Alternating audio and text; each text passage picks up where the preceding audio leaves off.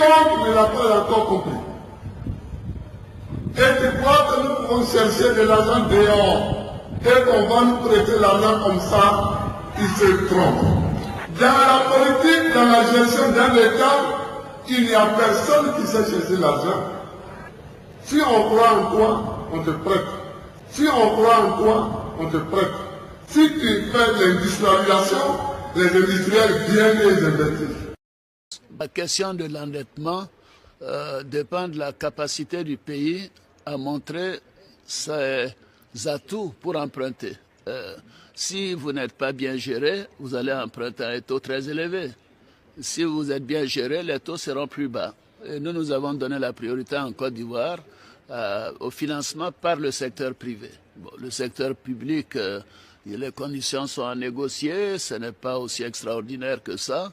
Et nous avons pu, en maintenant ce taux d'endettement à 48%, réaliser depuis 7 ans des taux de croissance moyens de 8% par an. C'est dire que c'est possible. C'est possible, mais est-ce qu'on n'hypothèque pas l'avenir des générations à venir? Est-ce qu'on n'emprunte pas trop? Est-ce qu'ils vont être capables de supporter la dette? On a des pays où on emprunte encore pour payer la dette. Oui, mais écoutez, chaque pays se gère en fonction de sa capacité et de ses dirigeants. C'est des choses dont on doit tenir compte. En tout cas, nous en tenons compte. Et on ne veut pas que le remboursement de la dette dépasse 17 à 18%, 20% des recettes fiscales. Comme ça, le reste peut faire les dépenses de fonctionnement, l'investissement et ainsi de suite. Mais en fait, le vrai biais, c'est dans le fait que c'est dans les standards de la Banque mondiale. Citez-moi un seul pays occidental qui a une dette de moins de 100%. Il n'y en a pas.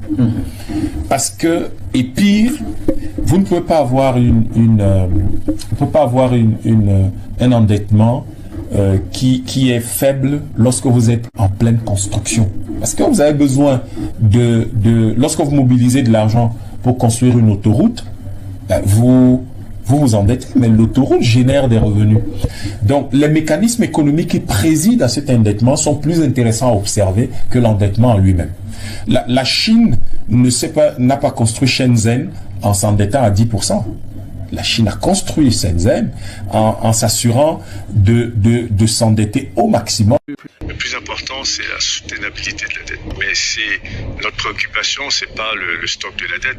Notre préoccupation, c'est le service de la dette. Et d'ailleurs, c'est ce qui devrait être la préoccupation quand on regarde l'économie, quand on regarde l'endettement d'un pays, pas le stock de la dette.